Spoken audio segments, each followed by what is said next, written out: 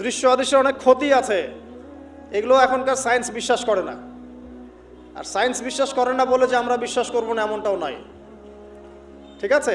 নবী সাল্লাল্লাহু আলাইহি ওয়াসাল্লাম বলেছেন, রাতের বেলা তোমরা বাচ্চাদেরকে সন্ধ্যাবেলা ছেড়ে দিও না, সন্ধ্যাবেলা বাচ্চাদেরকে ছেড়ে দিও না, আগে ভালো করে সন্ধ্যাটা হয়ে যাক, যদি ছাড়তে হয় তারপর ছেড়ো।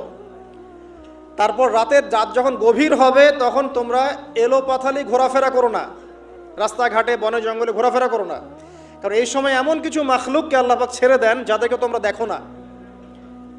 এখন কিন্তু প্রচুর ঘটনা ঘটছে, প্রচুর জিনঘটিত ঘটনা ঘটছে, রুকিয়া করাতে হচ্ছে, জাদুটোনা করা হচ্ছে, বানটোনা করা হচ্ছে না?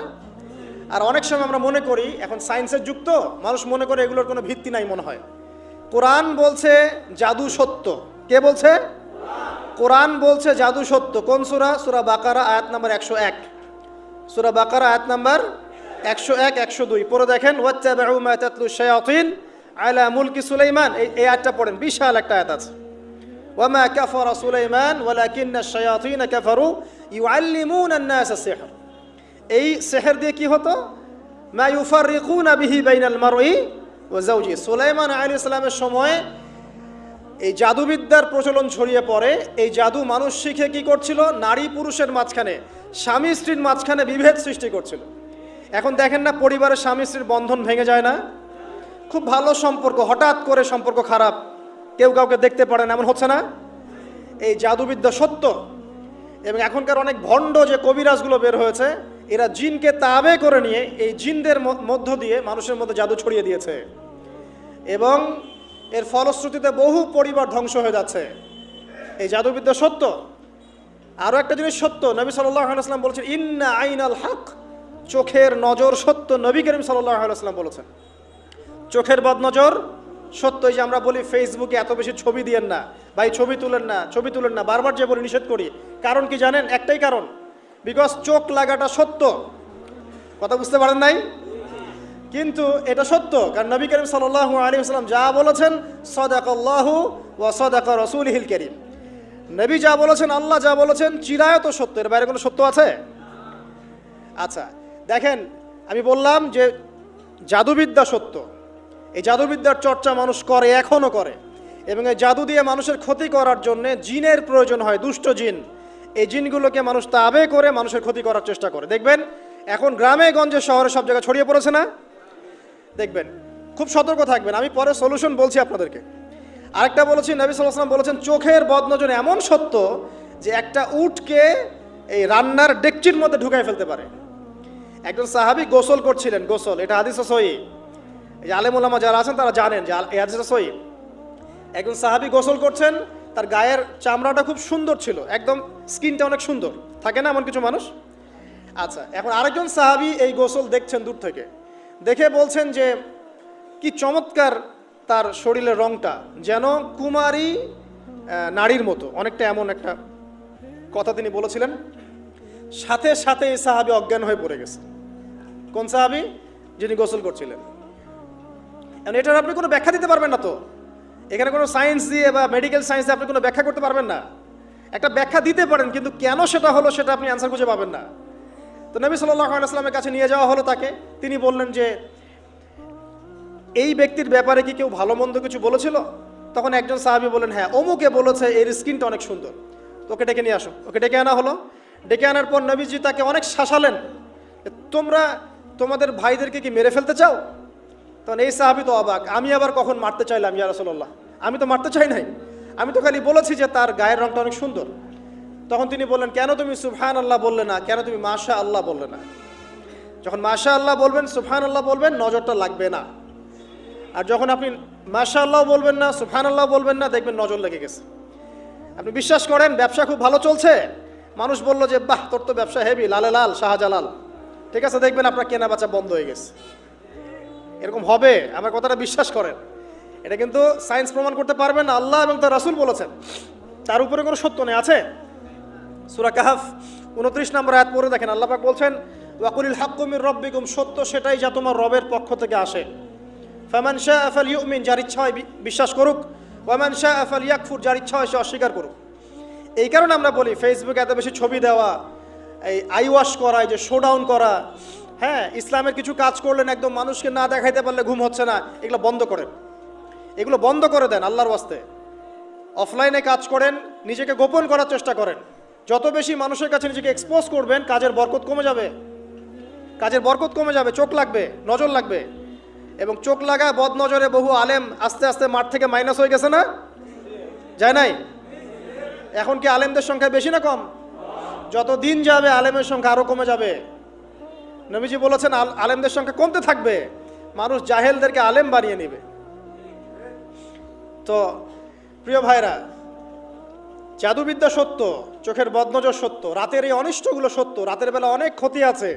এই জন্য নবীজি বলছেন বাচ্চাদেরকে বাইরে বের করো না, এবং তোমরাও রাত যখন গভীর হবে তখন এদিক ওদিক ঘোরাফেরা করো না। দেখবেন রাত যত গভীর হয় আমাদের শহরগুলো তত জীবিত হয়, তাই না?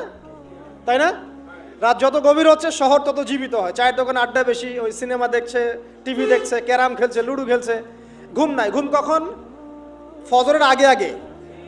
ফজরের নামাজ কিন্তু নাই, ফজরের ঠিক আগে আগে আবার ওই যে জোহরের নামাজের সময় উঠতেছে। এখন আমাকে বলেন, এরকম জেনারেশনকে দিয়ে কি আসলে ইসলামের কোনো খেদমত হবে? আচ্ছা, নবীজি রাতের বেলা আর্লি ঘুমাতেন। আল্লাহ পাক আমাদের সবাইকে তাড়াতাড়ি ঘুমানোর তৌফিক দান করুন। হ্যাঁ, আপনি ইলম চর্চা করলে রাত জেগে থাকতে পারেন, আপনি যদি জ্ঞান চর্চা করেন রাত জাগতে পারেন, আপনি কোনো গবেষণা করছেন, নামাজ পড়ছেন বা কোরআন হিফজ করছেন, আপনি রাতের আর্লি উঠবেন, এটা আলাদা বিষয়। কিন্তু কমনভাবে আমাদের এই যে ফেসবুক, ইউটিউবিং ইত্যাদিতে আমরা লিপ্ত থাকি, সারা রাতটা কাটাই আড্ডাবাজি করে, এগুলো বন্ধ করতে হবে। এগুলো বন্ধ না করলে ফিজিক্যালি আমরা সুস্বাস্থ্যের অধিকারী হতে পারবো না। সারা দিনটা আমাদের একটা কি বলবো অলসতার ভাবে যাবে, এবং দিনের বেলা কাজগুলো ব্যাহত হবে। এতে করে আমাদের উম্মার এই পুরো বড় যে তরুণ প্রজন্ম আছে, এদেরকে আপনি সম্পদে পরিণত করতে পারবেন না। তাই এই সিস্টেমটা চেঞ্জ করা দরকার। নবীজি রাতের বেলা এই সূরা বাকারার শেষে 3টা আয়াত তেলাওয়াত করতেন, আমরা করবো ইনশাআল্লাহ। ইনশাআল্লাহ। আরেকটা আমল বলে দেই, নবী করিম সাল্লাল্লাহু আলাইহি ওয়াসাল্লাম রাতের বেলা সূরা মুলক তেলাওয়াত করতেন। কোন সূরা এটা? কোন সূরা? তাবারাকাল্লাযী বিয়াদিহিল। কয়টা আয়াত আছে? 30টা আয়াত আছে। নবীজি বলেছেন সাল্লাল্লাহু আলাইহি ওয়াসাল্লাম, এই সূরা আপনাকে কবরের আযাব থেকে বাঁচাবে ইনশাআল্লাহ। কবরের আযাব থেকে তো ভাই বাঁচা খুব সহজ নাকি? আমাদের মধ্যে এমন কেউ নাই, শোনেন, আমাদের মধ্যে এমন কেউ নাই, আলেম জালেম, মুফতি মুহাদ্দিস, রাজনৈতিক নেতা, পলিটিশিয়ান, বিরোধী দল, জাতি, তারপরে যে সরকার দল, যে আছে না কেন, কবরের শাস্তি ফেস করবেন এমন একটা মানুষও নাই, কেউ নাই পৃথিবীতে। এই যে আপনি দেখছেন ওই যে কি ইসরায়েলের প্রধানমন্ত্রী, ওই রাশিয়ার প্রধানমন্ত্রী, ওই চায়নার সভ্যতা, পশ্চিমা সভ্যতা, এমন কেউ নাই পৃথিবীতে এখন যাকে কবরের শাস্তি ভোগ করতে হবে না। আছে? আর সাথে যাবে না, গার্লফ্রেন্ড যাবে না, বাপ মা ভাই বোন সবাই যাবে না। একজন ব্যক্তি সুদ খাচ্ছে, জিজ্ঞাসা করে দেখেন কেন খায়, বলবে তার সন্তানের জন্য খায়, তার বউয়ের জন্য খায়, তার বাবাকে দেখতে হবে তাই খায়, তাই না? একজন ব্যক্তি ঘুষ খায়, বলবে আমার পরিবারের জন্য খাই। একজন দুর্নীতি করছে, পুকুর চুরি করছে, বলবে দুর্নীতি করছে আমার পরিবারের জন্য খাই, পরিবার ভালো থাকবে। সবার একই এক্সকিউজ, যে পরিবার যেন ভালো থাকে, আমার সন্তানরা যেন ভালো থাকে, আগামী প্রজন্মের জন্য কিছু রেখে যেতে পারি, তাই না? এরকম একটা মানুষও কি আপনার সাথে কবরে যাবে? তাহলে এই বোকা মানুষ কেন বোঝে না যে আপনার কবরে আপনাকেই যেতে হবে? তাহলে আপনি কি কারণে, অন্যের কারণে নিজের পরকাল নষ্ট করছেন? অন্যের সুখের জন্য আপনি আপনার পরকাল নষ্ট করছেন। সুদ খাচ্ছেন, দিব্যি মায়ের সাথে জেনা করছেন। আপনাদের এলাকায় নাকি সুদের সমস্যা অনেক বেশি। কয়েকটা হাদিস বলে দেই, আমি ওদেরকে আক্রমণ করতে আসি নাই, আমি শুধু তাদেরকে 3টা হাদিস শোনাতে এসেছি। 1 নম্বর হাদিস শোনেন। আল্লাহ নবী মুহাম্মদ সাল্লাল্লাহু আলাইহি ওয়াসাল্লাম বলেছেন, সুদের পাপের 73টা শাখা আছে। কয়টা? কোন হাদিসে 70টাও আছে, কোন হাদিসে 73টা আছে। বলছেন যে সবচেয়ে নিচের শাখাটা হচ্ছে, সুদের পাপের সবচেয়ে নিচের শাখা হচ্ছে যে যেন কোনো ব্যক্তি তার মাকে রেপ করলো, তার মাকে ধর্ষণ করলো। 1 দিরহাম যে ব্যক্তি সুদ খায়, সহিহ বুখারীতে আরেকটা হাদিস এসেছে, সে যেন 36টা মেয়েকে ধর্ষণ করলো। নবীজি বলেছেন, 1টা দিরহাম যে ব্যক্তি সুদ খায়, দিরহাম মানে কি? রৌপ্য মুদ্রা। এটা এখন দেখতে পারবেন না, জাদুঘরে আছে। এখন দেখবেন সব বিকাশ, রকেট, ইলেকট্রনিক মানি। এখন দেখবেন কাগজের মানি সব। এক সময় ছিল দিরহাম, কি ছিল? ওই যে বিখ্যাত একজন খলিফা ছিলেন হারুনুর রশিদ, নাম শুনেছেন? বলা হয় যে হারুনুর রশিদ আব্বাসীয় খলিফাদের সময় ছিলেন উনি।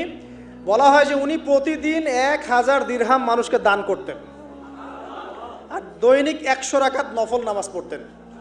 ওই যে দিরহাম মানে একটা রৌপ্য মুদ্রা, তো 1 দিরহাম যে ব্যক্তি সুদ খায়, বলা হচ্ছে যে সে ব্যক্তি যেন 36টা মেয়েকে ধর্ষণ করলো বা 36 বার জেনা করলো।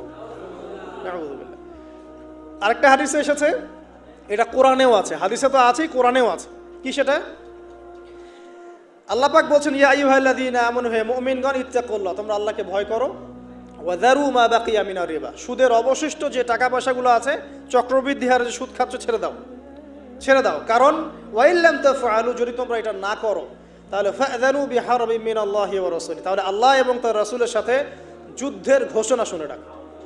এই যে সুদের পাপের সবচেয়ে উঁচু শাখাটা হচ্ছে এটা, সবচেয়ে উঁচু শাখা হচ্ছে যে ব্যক্তি সুদ খাচ্ছে, যে দিচ্ছে, যে লিখে রাখছে এবং যে সাক্ষী থাকছে, 4 জনকে নবীজি বলেছেন সমান পাপী। সমান পাপী মানে এরা সর্বোচ্চ লেভেলে পাপ করছে, আল্লাহ এবং তার রাসূলের সাথে যুদ্ধ করছে, আর সর্বনিম্ন পাপ হচ্ছে এরা মায়ের সাথে জেনা করছে, এবং প্রতি দিরহামে এরা 36 বার করে ধর্ষণের পাপ লেখা হচ্ছে। এখন আমি বলি, একটা ব্যক্তি যদি আপনাদের এলাকায় পাওয়া যায়, একজন ব্যক্তি বা একজন ছেলে হোক আর মেয়ে হোক, একটা ব্যক্তি পাওয়া যায় যে ব্যক্তি নিয়মিত জেনা করে, আপনি তাকে কিভাবে ট্রিট করবেন? আপনি কি তাকে সম্মান করবেন? তাকে সালাম দিবেন? তার বাসায় গিয়ে খাবেন? সে যদি আপনাকে দাওয়াত করে খাওয়ায়, খাবেন? একটা মেয়ে যদি একবার জেনা করে, আপনি তার সাথে এরকম করবেন? আর আপনি প্রতিদিন সুদ খাচ্ছেন, প্রতিদিন জেনা করছেন, কিন্তু আপনার কোনো ফিলিংস নাই। ফিলিংস নাই কেন আমি সেটা বলি, ফিলিংস নাই কেন সেটা আমি বলছি আপনাকে। ফিলিংস নাই এই কারণে যে আপনার এই দেহটার ভিতরে একটা আত্মা আছে, রূহ আছে না, একটা কলব বলে একটা কথা আছে না, এই কলবটা আপনার মরে গেছে, জীবিত নাই। আপনার দেহের মধ্যে কোনো কলব নাই, বা কলব থাকলেও সেটা মুর্দা, এটা জিন্দা না। এটা জিন্দা হবে কোথায়? আল্লাহওয়ালা মানুষের কাছে যান, গিয়ে দেখবেন তিনি আপনাকে মৌতের কথা স্মরণ করাবে, কোরআন ধরায় দিবে, জিকির ধরায় দিবে, নামাজ ধরায় দিবে, আস্তে আস্তে দেখবেন আপনার কলবটা আবার জিন্দা হবে ইনশাআল্লাহ। এই মৃত কলব নিয়ে আপনাকে নসিহত করে আমারও কোনো লাভ নাই। আমি যে নসিহত করছি আসলে কোনো লাভ নাই, কারণ আপনার কলবটা মৃত। আগে কলবটা জিন্দা করতে হবে। কলব জিন্দা হবে 2টা কাজ, মাত্র 2টা কাজ। 1, বেশি বেশি কোরআন তেলাওয়াত, পারা যাবে ইনশাআল্লাহ। আল্লাহ আমাকে তৌফিক দেখ, আপনাদেরকে তৌফিক দেখ। আরেকটা হচ্ছে 2, বেশি বেশি আল্লাহর জিকির, বেশি বেশি আল্লাহর জিকির, চলতে ফিরতে সুবহানাল্লাহ, আলহামদুলিল্লাহ, আল্লাহু আকবার, লা ইলাহা ইল্লাল্লাহ, লা হাওলা ওয়ালা কুওয়াতা ইল্লা বিল্লাহ, হাসবুনাল্লাহু ওয়া নি'মাল ওয়াকিল, মানে চলতে ফিরতে, আস্তাগফিরুল্লাহ ওয়া আতুবু ইলাইহি। ঠিক আছে, যত জিকির জানেন চলতে ফিরতে করতে থাকেন, কলব জিন্দা হবে ইনশাআল্লাহ। কলব জিন্দা না হলে নসিহত ঢুকে না ভিতরে। এই যে আপনি একটা কথা শুনছেন, আপনি নসিহত গ্রহণ করছেন, আরেক ভাই শুনছে গ্রহণ করছে না, কারণ কি জানেন? আপনার কলবটা জিন্দা, তার কলবটা মুর্দা, এতটুকু পার্থক্য। হ্যাঁ, কোরআন সুন্নাহ সবার কাছে আছে না, তো সবাই তো পড়ে হেদায়েত পাচ্ছে না, পাচ্ছে না। কিছু মানুষ পাচ্ছে, কিছু মানুষ পাচ্ছে না। কারণ কি? কারণ 1, তার মনের মধ্যে অনেস্টি নাই, সততা নাই। 2 হচ্ছে তার কলবটা মুর্দা। যদি কলবটা জিন্দা হতো এবং মনের মধ্যে সততা থাকতো, আল্লাহ পাক তাকে হেদায়েত দিতেন ইনশাআল্লাহ। যদি অমুসলিম ভাই বোনরাও থাকে, তাদের মনে যদি সততা থাকে, আল্লাহ পাক কোনো না কোনো দিন ওদেরকে হেদায়েত দিবে ইনশাআল্লাহ, দেখে নিয়ে। এই উমর রাদিয়াল্লাহু আনহু, তিনি রাসূল সাল্লাল্লাহু আলাইহি ওয়াসাল্লামকে যান নাই তরোয়াল নিয়ে আঘাত করতে, যান নাই, ঘটনা জানেন না? তিনি কিন্তু সৎ মনের মানুষ ছিলেন, হয় ডানে যাব নাহলে বামে, মাঝামাঝি এসবের মধ্যে আমি নাই, হয় মানবো নাহলে মানবো না। ঠিক আছে, উনি সৎ ছিলেন, সৎ মনের অন্তর ছিল, একটা সৎ অন্তর। কেউ জুলুম করেছে, উনি জালেমের পক্ষ নিতেন না, মাজলুমের পক্ষ নিতেন, একদম সরাসরি, ডানে বামে দেখার সময় নেই। এই সততা ছিল তার মনের মধ্যে, আল্লাহ পাক হেদায়েত দিয়ে দেখেন 2য় খলিফা বানিয়ে দিয়েছেন, আলহামদুলিল্লাহ। আর অবশ্যই নবী সাল্লাল্লাহু আলাইহি ওয়াসাল্লামের দোয়া এখানে ছিল, তিনি দোয়া করেছিলেন, আল্লাহ 2 জনের মধ্যে একজনকে হেদায়েত দিও। কে? হয় আবু জাহাল ইবনে হিশাম, না হলে ওমর ইবনুল খাত্তাব। আল্লাহ পাক ওমর রাদিয়াল্লাহু আনহুকে কবুল করেছেন, আলহামদুলিল্লাহ। এখনো যদি আল্লাহ পাক কারো মনের মধ্যে সততা দেখেন, ইনশাআল্লাহ তাআলা আল্লাহ পাক আপনাকে হেদায়েত দিবেন ইনশাআল্লাহ। আপনি নামাজ পড়ছেন না, তো মনটা অনেস্ট আপনার, কারো ক্ষতি করছেন না, কারো ক্ষতির মধ্যে আপনি নাই, কারো সম্পদ লুট করছেন না, ইচ্ছা করে কারো ক্ষতি করার চেষ্টা করছেন না, কাউকে বিপদে ফেলার চেষ্টা করছেন না, আপনি সৎ আছেন মনের দিক থেকে, আল্লাহ চাইলে আপনাকে নামাজি বানাই দিবে ইনশাআল্লাহ, বানাই দিবে ইনশাআল্লাহ একদিন না একদিন, কারণ আপনার মনের মধ্যে সততা আছে। একজন ব্যক্তি মিউজিক করছে মনে করেন, কিন্তু কোনো মাদকে নাই, জাস্ট মনের তৃপ্তির জন্য করছে।